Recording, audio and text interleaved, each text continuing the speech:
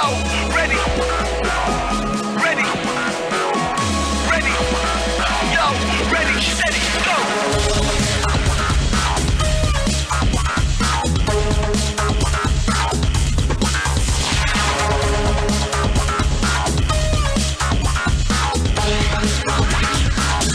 Ready, steady, go. Strictly the mother.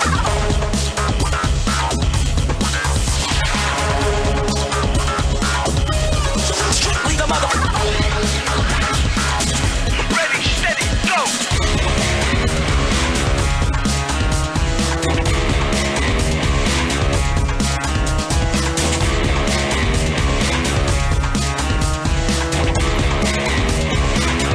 Ready, go.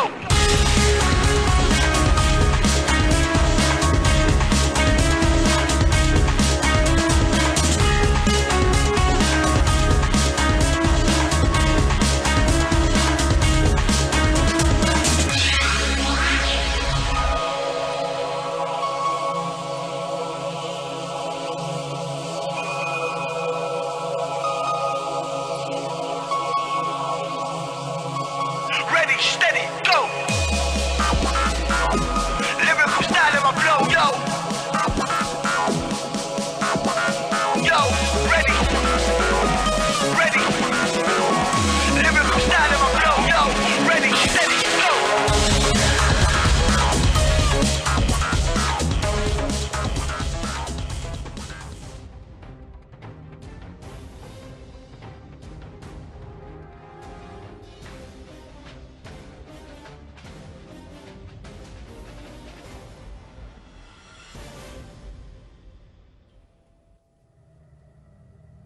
It's been the story that refuses to go away. Trump's alleged connections to Russia have become the main talking point about his presidency so far. Michael Flynn, who resigned as National Security Advisor after his misstatements on contacts with Russia, says he is willing to be interviewed in the investigation, albeit with a guarantee he will not be prosecuted, signaling he may have damning evidence. Russia, though, insists it did not seek to influence the U.S. election and wants good relations with the United States. To add to the confusion, Trump appointees such as Rex Tillerson and Nikki Haley regularly speak about Russia in very negative terms. Are they putting up a front, or has America not changed its Obama-era anti-Russia stance? That and more in this debate with me, Waqar Rizvi. Well, let's go directly into it. Our guests for this debate are columnist, political scientist, and radio host Dr. Wilmer Leon, who is joining us live from Washington. And we're also joined by political analyst and former U.S. Army Psychological Warfare Officer, Mr. Scott Bennett, who is joining us live from San Francisco.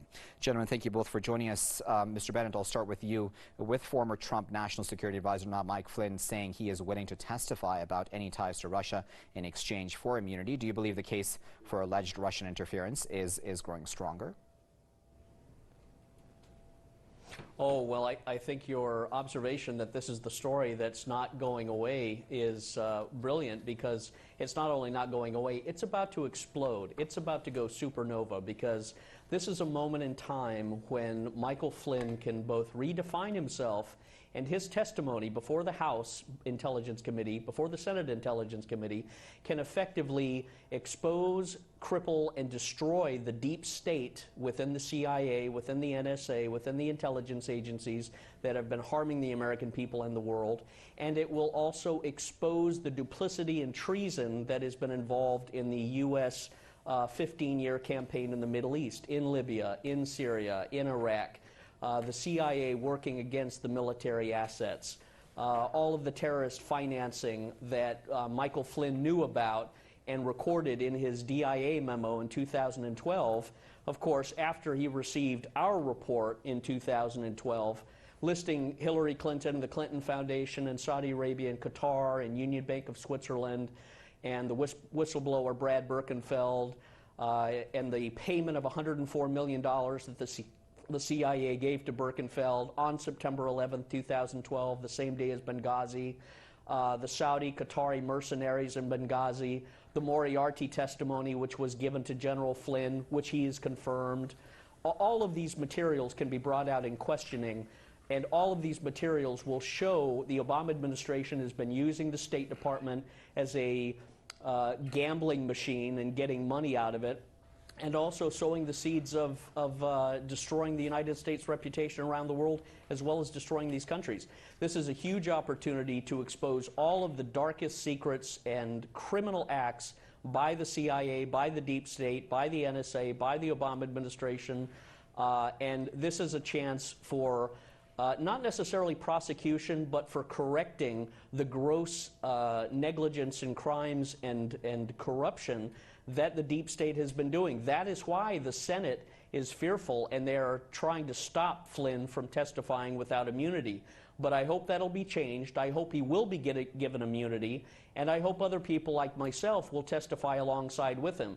Incidentally, we contacted Devin Nunes and the White House and Senator Bill Nelson and Congressman Mark DeSaulnier, and we will continue to call and contact and share with all of those members the documents that indicate all of the crimes the Clinton administration did and all of the terrorist financing that Saudi Arabia and Qatar did, and Michael Flynn is the key to expose it. And Jared Kushner can also expose it because we communicated it to Trump's lawyer, Michael Cohen.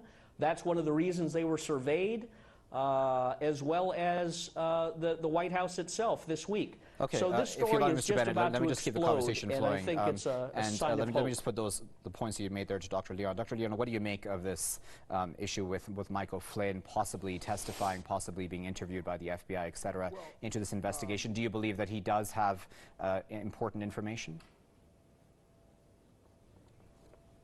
Oh, I think that General Flynn has a plethora of important information, and it will be very interesting to see, first of all, if the Senate does determine that eventually Flynn needs to be given immunity, and it'll also be interesting to see how they craft the questions that they pose to him, whether they pose questions that are narrowly crafted so that the bandwidth in which he testifies in is very narrow, or if they pose more general questions to him that would allow him to get into broader areas that Scott has just articulated. But at the end of the day, what I think we really have to ask ourselves is, why is the Trump administration so reckless with the truth that they have pretty much brought a lot of this attention, if not all of this attention, upon themselves? And why do they continue to lie? That is, at the end of the day, to me, the crux of these issues. Why did Michael Flynn lie to the vice president? Why did the Attorney General Sessions lie to the Senate? And why does the Trump administration continue to lie to the American people? At the end of the day, very simply, those are the questions that have to be answered. So, Mr. Bennett, you know, I want to put that question to you again. Why did General Flynn, do you think, lie? Because, you know, this is a serious issue. We can obviously talk about the fact that, as Trump said, this may be a witch hunt, but this is a serious issue, you know, especially when it comes to Russia. That is always been a sensitive issue within American politics. So why did Trump and his appointees and his cabinet members approach this in this fashion? Why did General Flynn again lie? Well, General Flynn, like all military officers, are not political agents. They're sort of lobotomized by military training. They don't have the dexterity of charisma or personality or fluidity of language or the warmth or charisma to really communicate issues. So I think his nervous reaction retarded him, and he's nervous about a lot of things, such as him being an agent for Turkey. Did he lobby for Turkey? Did he accept money for Turkey? That's a very serious issue, because General Flynn may have been trying to produce policies that were sympathetic to Turkey, that were antagonistic to Russia and antagonistic to Syria and antagonistic to Iran. We know Turkey's been backing the mercenary Wahhabis and giving them money, giving them planes, giving them weapons, giving shoulder-armed missiles that came out of Benghazi. So General Flynn's probably been nervous about that. He's probably nervous about being invited by RT to the conference. But what's interesting is the Democrat response is a schizophrenic, nervous meltdown. They're so desperate to try and say there's a Russian connection and that there's a new Cold War and there's a new season of The Americans about to pop up. And it's all nonsense. It's all lies. It's all pathetic storytelling. And I worked in psychological warfare, and I laugh when I see this because the truth is all in black and white. The truth is in all the letters that General Flynn and others in the intelligence community, the U.S. Central Command, including myself, communicated to members of Congress about terrorist financing in Saudi Arabia and Qatar and Swiss banks and international Gulf nations pushing this war. But the military-industrial complex wanted to continue the war against the interests of the American state. So General Flynn is nervous because he's been a part of the military-industrial complex. But that is not what this is about. This is about exposing the deep state and showing all of the crimes and corruption that has been done with the Clinton Foundation, with Eric Holder, Lanny Brewer, Covington and Burling, with Roger Zakheim and his father, Dov Zakheim, who was the comptroller at the Pentagon, with all of the money that was stolen out of the U.S. Department of Defense and all of the weapons that were shipped to Israel under Dov Zakheim. All of that stuff should be exposed, including 9/11 material. Let's use Michael Flynn as the crowbar to open up every secret of the deep state that has been involved, that has been harming the interests of the American people and picking wars in the Middle East and has caused all sorts of destruction. Europe should also invite Michael Flynn to come and testify, because he can testify about all the refugees and migrants that have been pushed out of North Africa and elsewhere that is flooding and destabilizing Europe. So there is a lot of material that if Trey Gowdy and Devin Nunes take our advice and open the breach with Michael Flynn and then follow up with other whistleblowers like Brad Birkenfeld, John Kiriakou, myself, Susan Lindauer, we will expose to the American people all of the truths that have harmed them under the deep state rubric. And Michael Flynn is a great operator for that, because he saw all of the documents. And WikiLeaks will also confirm Russia had nothing to do with the hacking.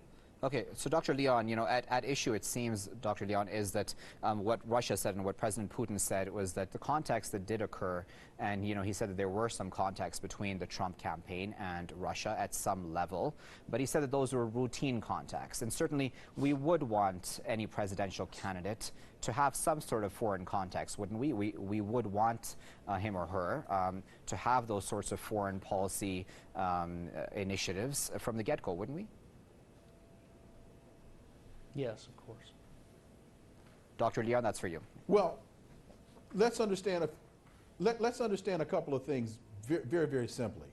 First of all, the Russians have never really gotten beyond the Cold War.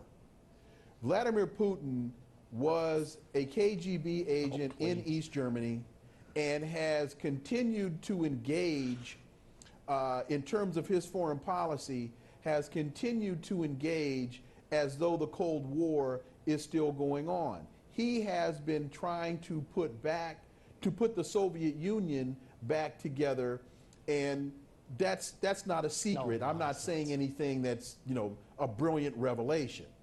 Now, if General Flynn is so nervous, as Scott wants to make this out to be, he should be nervous because, very simply, he lied. Truth. Jeff Sessions lied to the Senate about, did you meet with, or did anyone in the campaign meet with Russians? Jeff Sessions initially said no, and now we find out that he lied. Why is Devin Nunes, the head of the House Investigatory Committee, why did he lie? This is not that complex. We can get into discussions about the deep state. Devin Nunes never lied. We can get into discussions about what's happening in Turkey. We can get into Devin Nunes lied yesterday about his contacts being secret contacts, being whistleblowers. Now we find out that Devin Nunes is no more than an errand boy for the Trump administration. So again, we can talk about deep state. We can talk about the Bush administration and there were no weapons of mass destruction that he used to base his argument about the invasion of Iraq. We can have all of that conversation. But at the end of the day, this has nothing to do with General Flynn being nervous and not being savvy and not understanding questions. It has everything to do with why are these people lying? And why won't Donald Trump just release his tax returns so that we can see the business relationships that he has with Russia and we can move on? It's just that simple. So, Mr. Bennett, you know, it is easy, you know, to blame the media like this, like CNN, for example, which goes 24/7 about this, what they're calling Russiagate. But then on the other side, as Dr. Leon there pointed out, the Trump administration should shoulder some blame in this issue too, shouldn't it? Because, you know, its tactics in trying to pull itself out of this issue haven't really worked yet, have they? I mean, we have, as Dr. Leon there said, General Flynn did lie, and none of us can deny that. Trump, too, has not really approached this in a very, I don't know what the word is, but in a very helpful manner, if I may use that word. Why isn't he doing better on this issue? Why isn't he being able to move on from this? Well, I think he's dropped the ball in a variety of levels. I don't like a lot of the policies they pursued. I think General Votel should be fired for his asinine warmongering statements against Iran. I think General Mattis should be fired for his similar silly statements. None of the American people want wars against Syria or against Iran. They are symptomatic of the deep state, of course. General Mattis was going to run for president with Condoleezza Rice, one of the great planners of the 9/11 terrorism wars. So General Mattis and Votel and some of these other instruments who have been put next to Trump because of deep state establishment types need to be immediately fired. Trump is not served well by them at all. He is only served by articulating what the people of the American continent Trump is want. not served well by Trump. So Trump's got a learning curve. Trump is not a politician. I would agree. He's not a politician. He's not served well. But I think his daughter is going to be a very big paradigm shift. She's going to change the whole game by being his filter and getting liars away from him and really being the attack dog that he needs. And others need to, too. Now, Devin Nunes and Trey Gowdy and the members of the House Intelligence Committee and the Senate Intelligence Committee, they are all aware of the documents that we've provided numerous times about the WikiLeaks Vault 7, about Shell Game, about terrorist financing, about all of the nefarious activities that were orchestrated under the Clinton administration, the Clinton Foundation, the Obama administration, with the assistance of Covington and Burling and the Department of Justice, the oppression of whistleblowers that were trying to get this material out. They are now coming to Devin Nunes, including myself, and I'll be full disclosure, we have been communicating with the White House and the Congress about all of these materials, asking them to have us testify. That's what's exciting, because now you have the opportunity for all of this to be expressed to the American public in a Watergate, Iran-Contra sort of theater. But the difference is the facts will be expressed, not drama. And the Democrats will be spinning and chasing their tail with this silly notion of Russia is somehow connected. Nobody believes that. The media are a laughingstock. They've lost all credibility.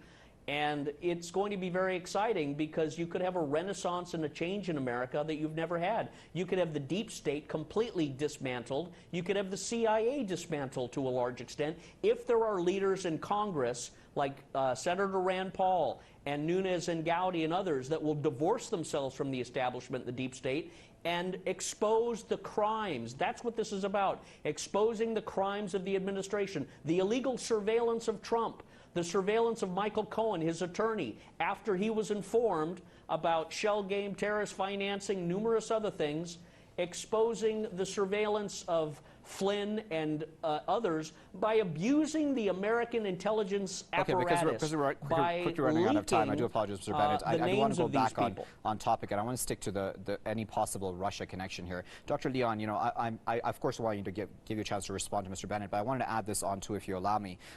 You know, if the Democrats and others say that there is a connection somewhere behind the scenes between the Trump campaign, or there was at some point a connection between the Trump campaign and Russian officials, then why is it that the likes of Rex Tillerson, Nikki Haley are so anti-Russia when they speak. Rex Tillerson just today itself at the NATO meeting was quite anti-Russia. Nikki Haley has been anti-Russia from pretty much day one on the job at the United Nations. So, I mean, they're not doing a very good job, or Russia hasn't done a very good job if there genuinely is a connection. Right.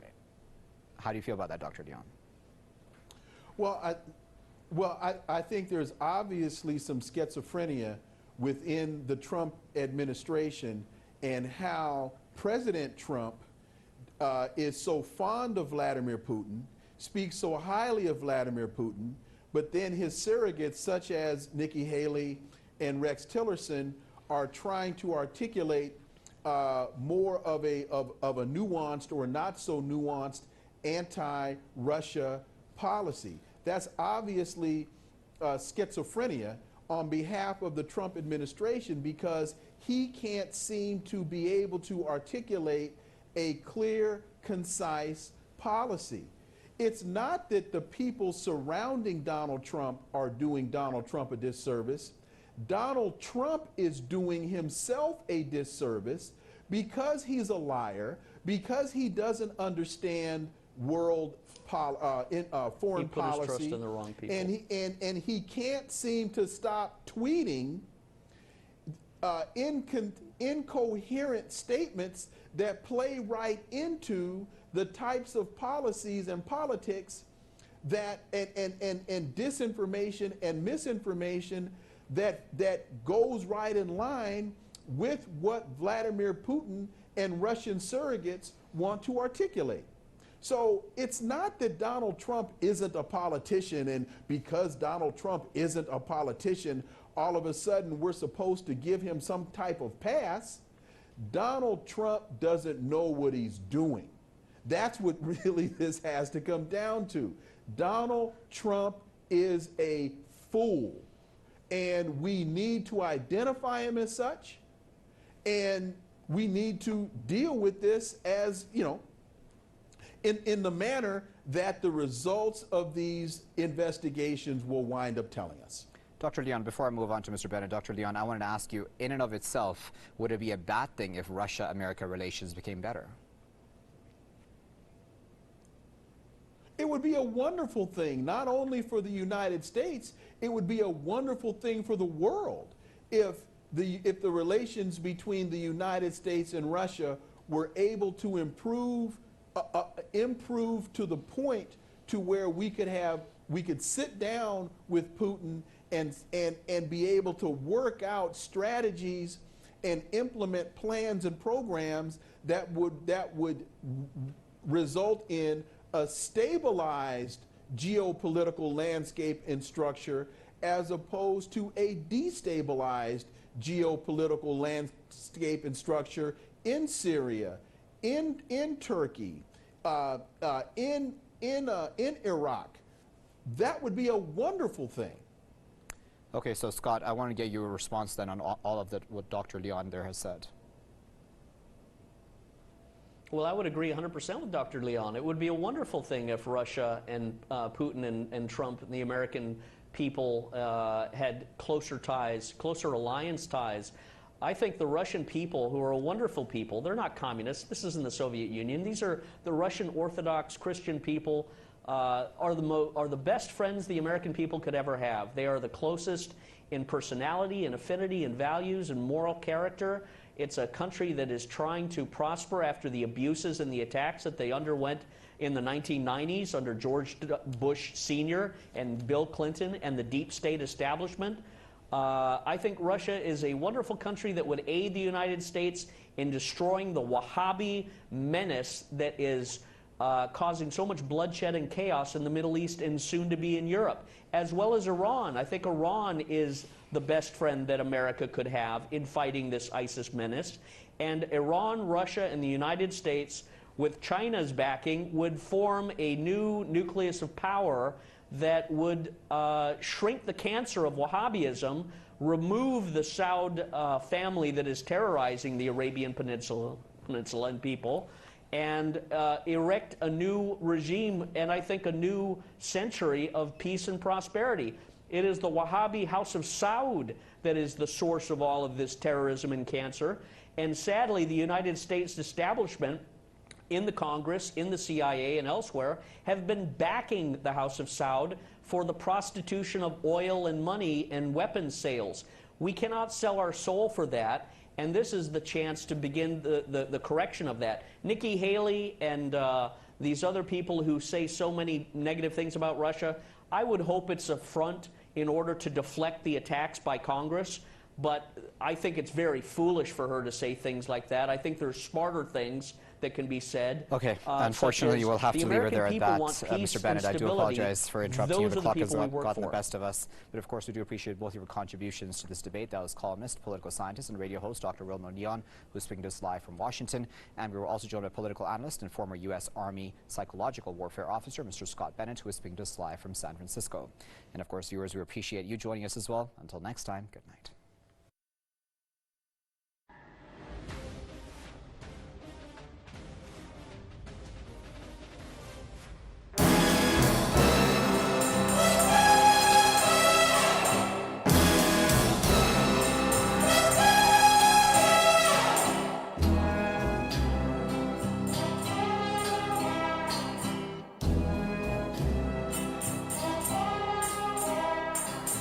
Goldfinger,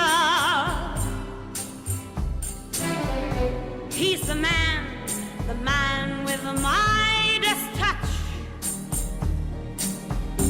a spider's touch,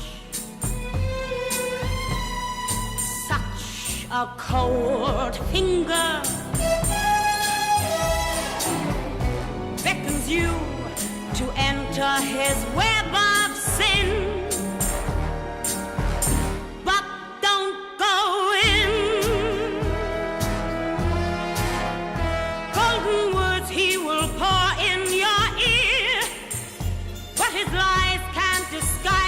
You feel for a golden girl knows when he's kissed her, it's the kiss of death from Mr. Goldfinger.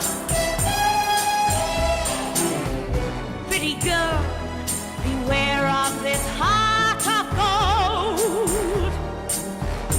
This heart is cold. He will pour in your ear, but his lies can't disguise what you fear. For a golden girl knows when he's kissed her, it's the kiss of death from Mr. Goldfinger. Pretty girl, beware of this heart of gold.